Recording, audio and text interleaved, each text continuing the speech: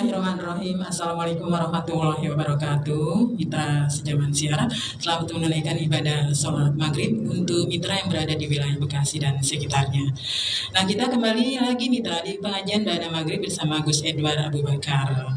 Nah, buat mitra nanti yang ingin bertanya tentang pembahasan kita, bisa di sore menjelang malam hari ini tentang kajian Islam, silakan mitra bisa bergabung di 08 111 86 1003. Dan di studio nampaknya sudah ada Gus Edward Abu Bakar. Assalamualaikum Gus. Waalaikumsalam warahmatullahi wabarakatuh. Ya, selamat malam menjelang sore menjelang malam ya Gus. Ya, kabarnya sehat ya Gus? Alhamdulillah sehat. Baik, mungkin mitra zaman siar sudah menantikan apa tema yang mau diangkat hari ini ya. Silakan Gus. Baik. Assalamualaikum warahmatullahi wabarakatuh. Alhamdulillahi rabbil alamin. Allahumma salli ala Sayyidina Muhammad wa ala ali Sayyidina Muhammad. Rabbi israh li sadri wa yassir li amri wa hlul 'uqdatam min lisani yafqahu qawli. Amma ba'du, wa qala Allah ta'ala fil Qur'anil Karim. A'udzu billahi minasy syaithanir rajim. Bismillahirrahmanirrahim. Yarfa'illahu alladhina amanu minkum walladhina utul ilma darajat. Wa qala an-nabiyyu sallallahu alaihi wasallam, innama bu'istu mu'alliman. Sadaqallahul azim wa sadaqa rasulun nabiyul habibul karim, wa nahnu ala dzalika minasyahidina wasyakirina walhamdulillahi rabbil alamin. Yang saya hormati mitra Al-Gangga, di mana saja Anda berada, semoga Allah berikan sehat walafiat, panjang umur, berkah selamat dunia akhirat. Segala kesulitannya Allah berikan kemudahan, mudah-mudahan segala rintangannya Allah berikan kelancaran dan keberkahan dari Allah Subhanahu wa taala. Semoga segala doanya, harapannya dan cita-citanya Allah ijabah, dan juga mudah-mudahan banyak duitnya. Yang saya hormati juga di studio ada Bunda Fitri dan Bang Jerry, mudah-mudahan beliau dan keluarganya diberikan sehat walafiat, panjang umur, berkah selamat dunia akhirat, segala harapannya, doanya, bahkan mimpinya diijabah oleh Allah Subhanahu wa taala.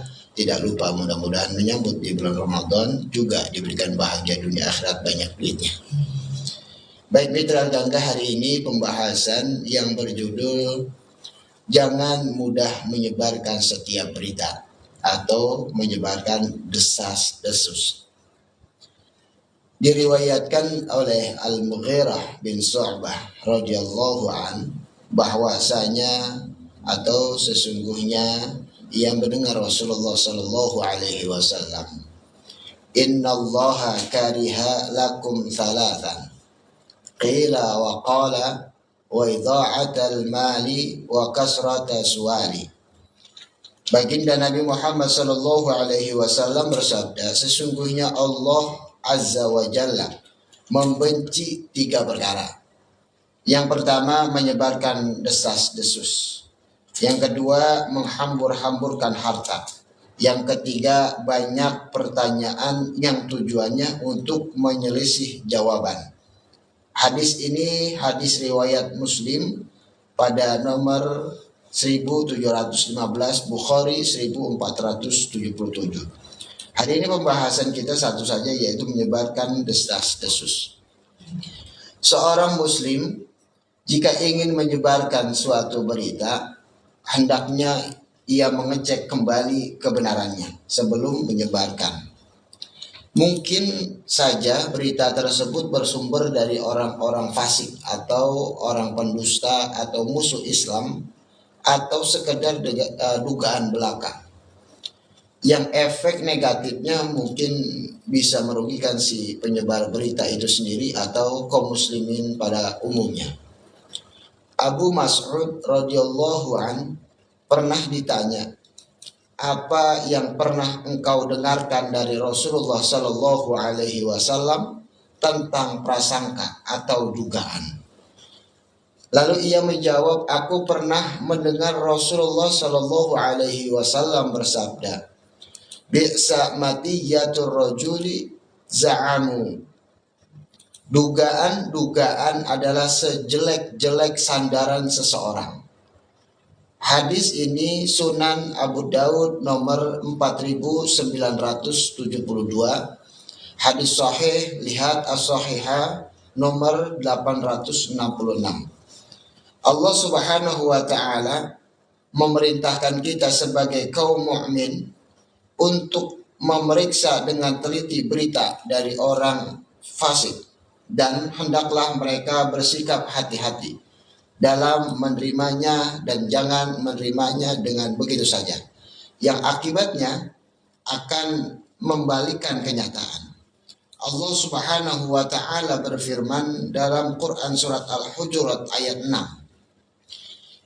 Bismillahirrahmanirrahim. Ya ayyuhalladzina amanu in ja'akum fasiqun binaba'in fatanabayyanu an tusibu qauman bihahalatin fatusbihu ala ma fa'altum nadimin. Artinya, wahai orang-orang yang beriman, jika datang kepadamu orang fasik membawa berita, maka periksalah dengan teliti agar kamu tidak menimpakan musibah kepada suatu kaum karena kebodohanmu, yang menyebabkan kamu menyesal atas perbuatanmu itu. Jadi yang kita kenal, apabila kita menyebarkan berita sedangkan kebenarannya belum pasti, di zaman sekarang biasa kita kenal dengan menyebarkan hoax, ya. Ataupun sebagai netizen yang tidak bertanggung jawab, dia kalau kita melihat medsos ini, baik di Instagram, TikTok, Facebook dan lain sebagainya, bahkan YouTube, mereka yang berkepentingan mencari konten hanya sebatas dapat konten saja, tapi kebenarannya itu tidak dilihat lagi, tidak dikaji lagi. Ini berbahaya, bilkhusus apabila dia membawa berita mengenai agama, terlebih lagi agama kita, yaitu agama Islam. Jangan sembarangan berkata dan lain sebagainya. Contoh, kita tidak bisa menjulukan seseorang apabila kita mencintai seseorang dan tidak bisa mencintai seseorang. Ini tidak usah dipublish. Kita lebih baik menjadi konsumsi pribadi, yang mana kalau kita memilih seseorang itu kita katakan baik, padahal nyatanya dia hanya manusia biasa yang kita dukung saja, tetapi tidak terlalu ambisius untuk mendukungnya, yang sepertinya pilpres, caleg dan lainnya yang lalu. Yang kedua, kita begitu cinta dengan Islam, tapi nggak boleh menyebarkan berita-berita yang tidak danta, yang tidak jelas, yang tidak tahu kebenarannya. Maka sebarkanlah kebaikan itu dengan kebenaran dan mencari daripada hal-hal yang tidak menimbulkan negatif ataupun tidak menimbulkan kericuhan, pertikaian dan lain sebagainya. Insya Allah kita bisa sebagai mitra Al-Gangga, kita bisa mengemas daripada berita-berita ataupun apapun itu yang kita miliki adalah medsos, kita masukkan ke medsos dengan baik. Mudah-mudahan dari mitra Al-Gangga insya Allah memberikan berita yang baik sehingga dampaknya luas kepada siapapun yang berkawan dengan kita, dan kita ini semua menjadi dampak yang terbaik yang diridhoi oleh Allah Subhanahu wa taala. Wallahu a'lam bishawab. Demikian. Baik Bu, santur nuhun dengan uraian atau tema yang diangkat sebagai awal jemaah kita di pengajian malam hari ini. Lalu dengan canggihnya medsos atau internet yang sekarang marak ya, Gus ya, apa hukumnya menurut ajaran Islam jika orang yang menyebarkan hoax itu, maksudnya kan ada sanksi-sanksi atau katakanlah hukumannya untuk orang yang menyebarkan hoax? Silakan. Kalau menyebarkan berita yang tidak benar, ini bahasanya kan menimbulkan fitnah ataupun menimbulkan perperangan. Maka ganjarannya ini ya dihukum. Dihukumnya kita mengikuti aturan dan peraturan agama yang ada di tempat tersebut. Contoh halnya di Indonesia, misalkan menyebarkan hoax. Saya kurang hafal begitu undang-undangnya. Menurut saya di Indonesia ini sudah dibuat undang-undangnya, apabila menyebarkan berita yang tidak valid, tidak benar dan bisa menimbulkan hoax, itu maka ada ganjaran dan pikulannya. Akan tetapi dalam Islam yang jelas ini perbuatan yang dibenci oleh Allah Subhanahu wa taala. Maaf, kita dicintai saja oleh Allah, begitu sulit kita mencari ridho dan cintanya Allah.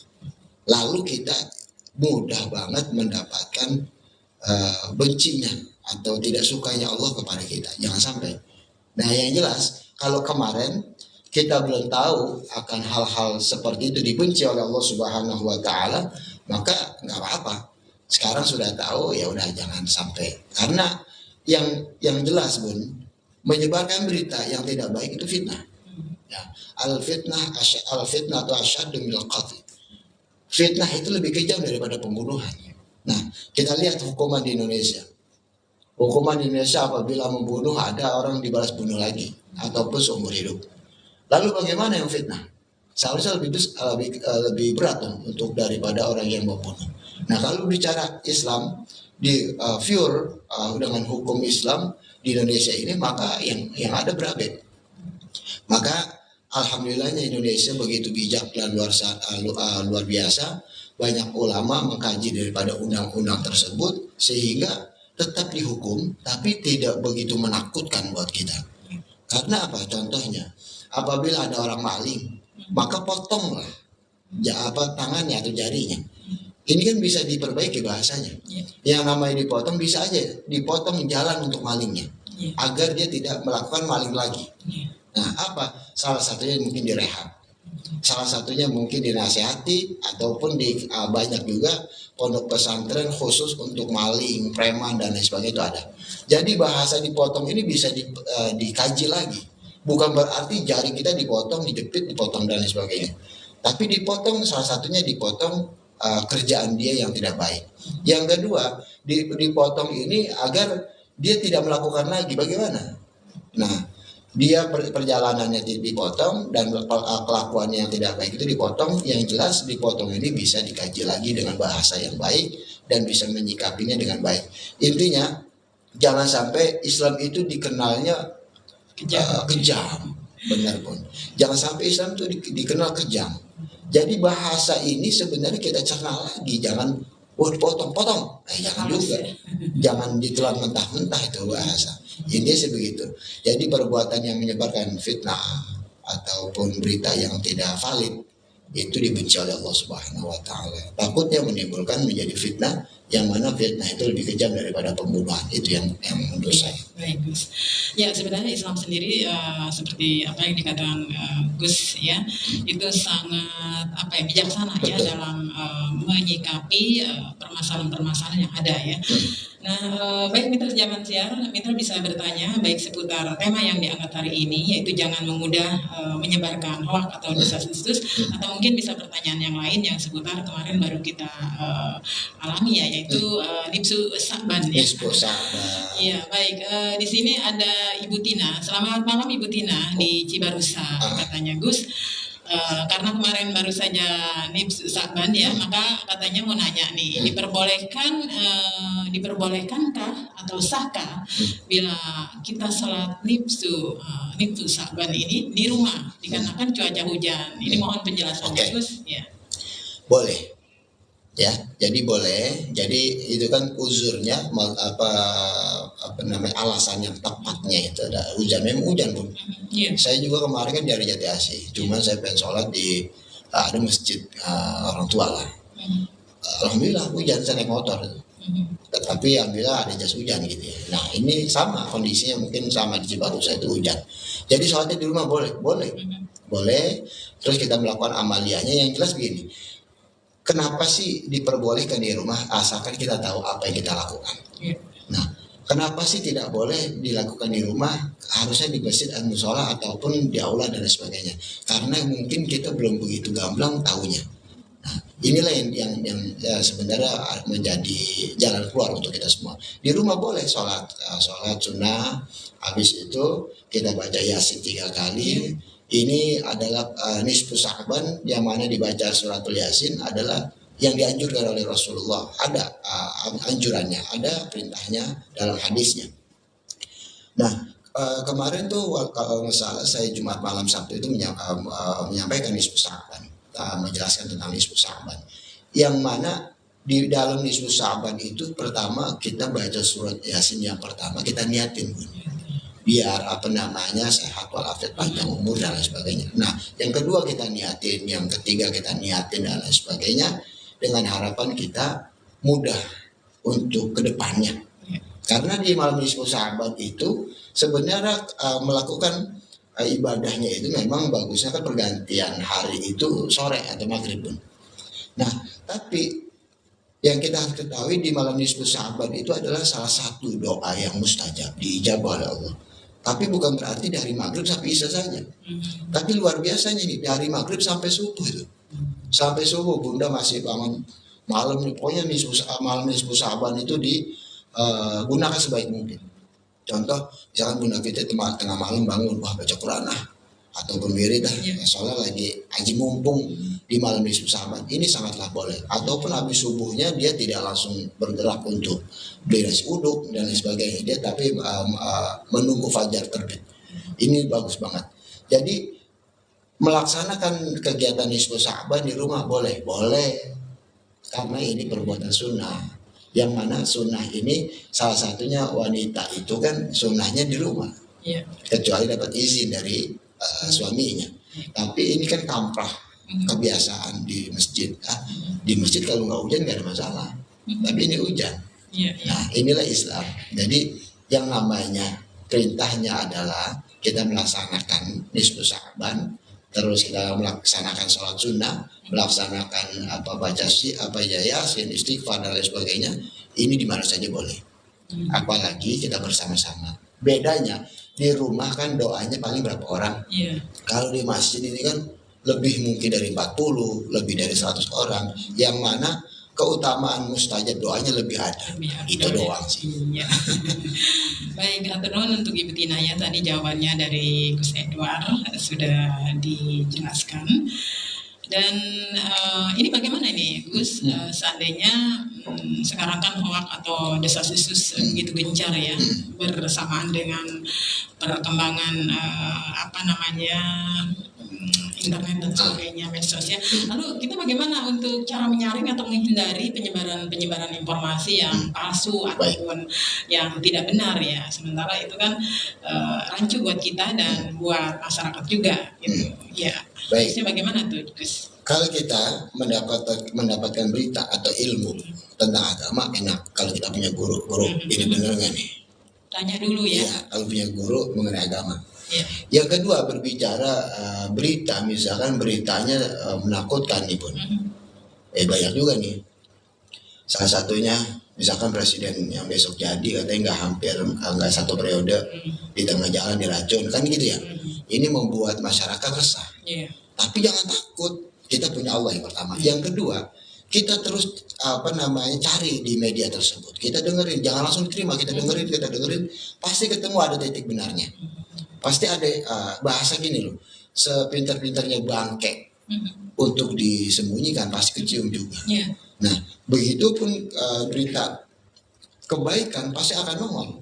Yang penting kalau kita sudah melihat medsos, terus kita dalemin. Contoh pembahasan tadi, apakah benar racun dan lain sebagainya. Yang pertama tawakal kita kepada Allah, karena ke depannya kita nggak tahu. Yang kedua, apakah ini cuma penyebaran berita agar orang resah gitu, takutan. Nah, jadi kita kaji dengan kebenaran. Yang ketiga, tanya pada ahlinya. Yang jelas kalau kita bertanya bukan pada ahlinya, contoh, motor saya busi copot Bun. Saya nanya di warteg. Kan nggak mungkin. Bukan ahlinya kata Mbak Warteg, Mas.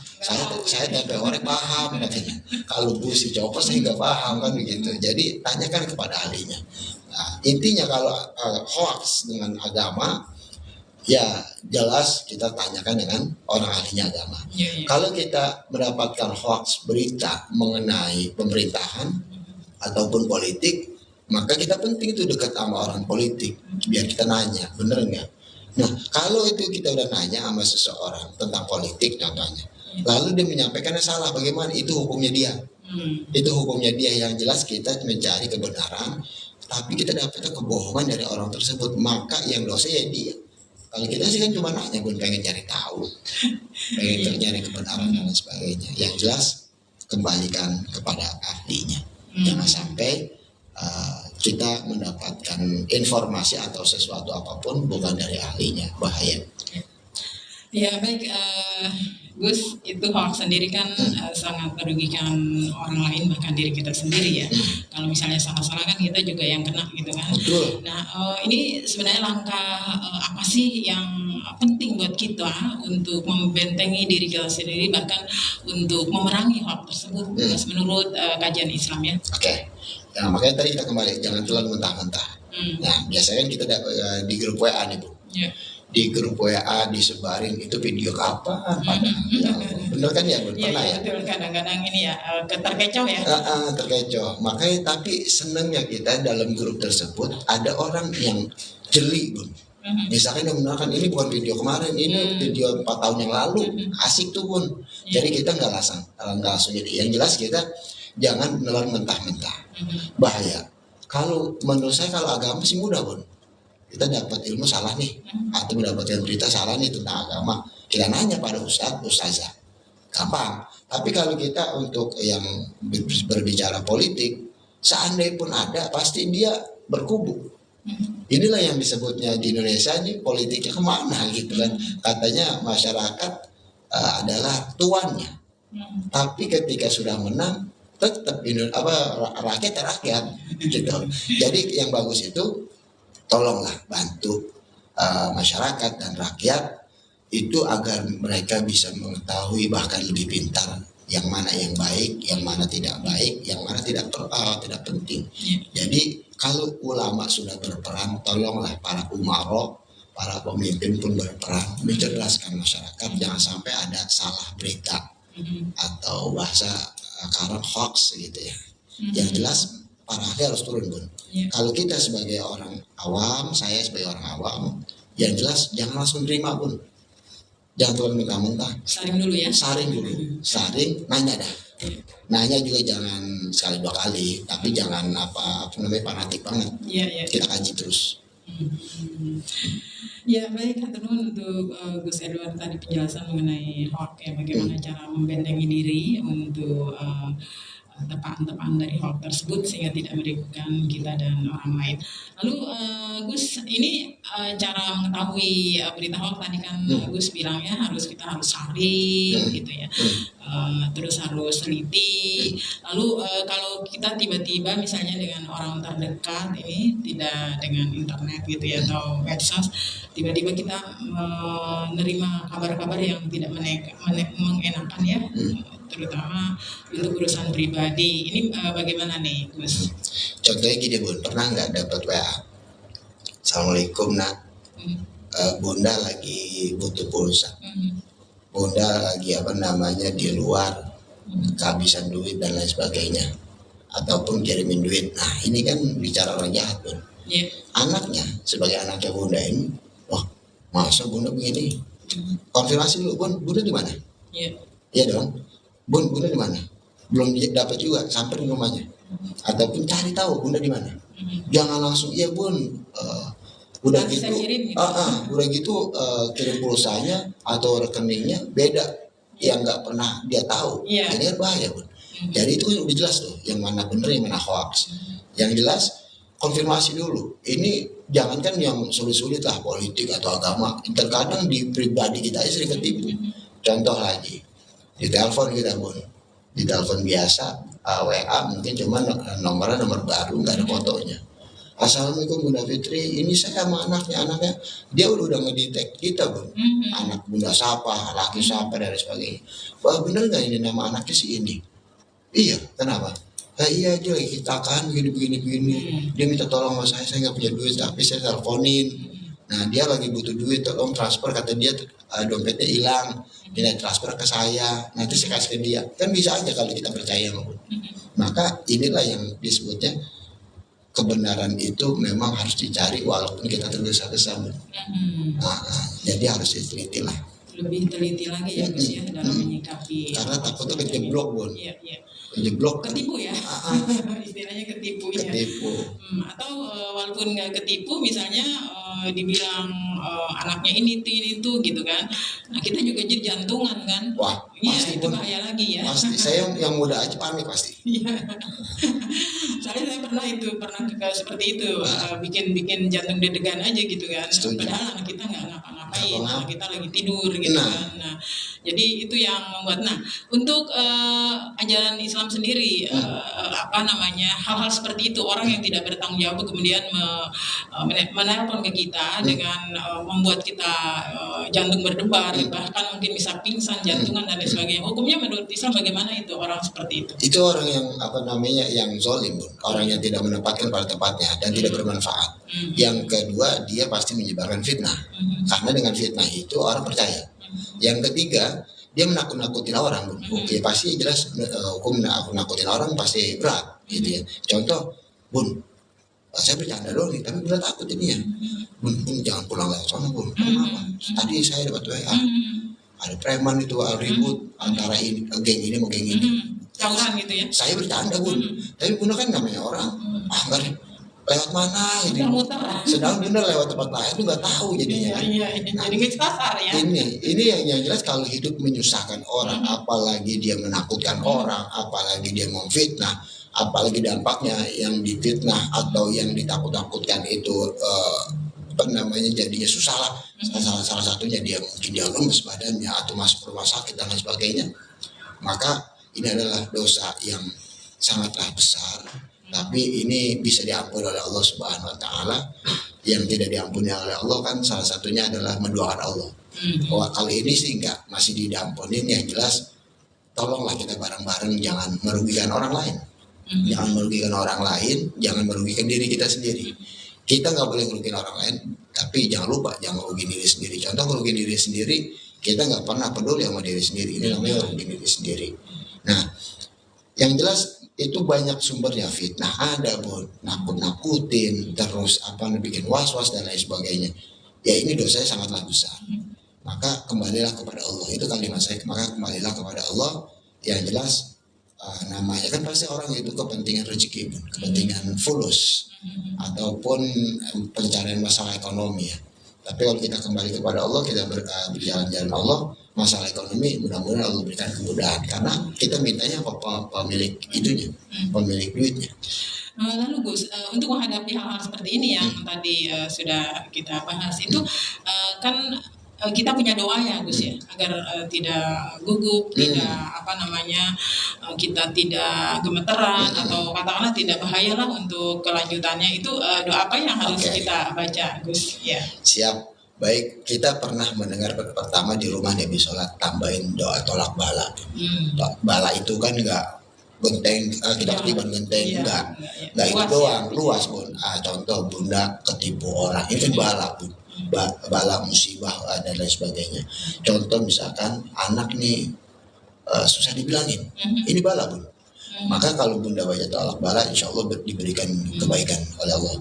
Yang kedua, baca sering mengucapkan mau keluar rumah itu la haula wala quwata illa billah. Bismillahi tawakkaltu 'ala Allah, la haula wala quwata illa billah. Jadi kita kembali, kalau kita sadar waktu kecil itu pun sering kita diajarin nih, doa mau makan, doa habis makan, doa keluar rumah, doa masuk rumah. Inilah yang insya Allah akan memberikan keselamatan kepada kita dengan catatan karena kita berlindungnya kepada Allah. Doa mau keluar rumah misalkan bismillahi tawakkaltu 'ala Allah la haula wala quwata illa billah. Ya kalau kita artiin bismillahi dengan atas nama Allah. Tawakkaltu 'ala Allah, bertawakal kepada Allah. La haula, tidak ada daya, wala quwata, dan kekuatan illa billah, kecuali Allah. Jadi kita udah serah kepada Allah. Ya Allah, saya nggak punya kekuatan dan daya ya Allah. Walaupun saya tahu nih, saya mau ke rumah Bunda, pasti di sana nggak ada masalah, Bun. Tapi kan prosesnya dari rumah ke Bunda, ataupun nanti Bunda kehasut orang, saya kena juga kan. Nah ini, makanya kita berlindung kepada Allah yang paling simpel ya bismillahirrahmanirrahim. 'Ala Allah la haula wala quwata illa billahil aliyyil azim. Kalau habis sholat kan itu punya doa tuh, punya zikiran. Bismillah doa tolak bala. Ya, ada, kalau mau cari di Google juga ada.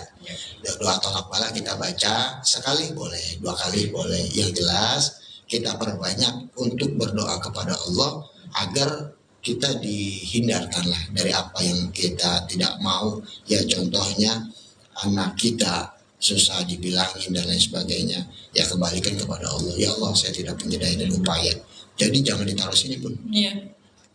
Pusing ya. Pusing pun. Jadi tugas manusia itu bukan diri ya. Mereka harus berpikir, tapi jangan kebayang mikir. Nah, jadi kita punya Allah, jadi tugas kita mikir, tapi kita harus sadar kita punya Allah, yaitu ya Allah, saya udah bilangin, udah ajarin, udah di sekolahin, udah apa dan lain sebagainya. Saya serahkan kepada Allah. Tapi saya tambahin, doa orang tua itu mustajab, apalagi seorang ibu.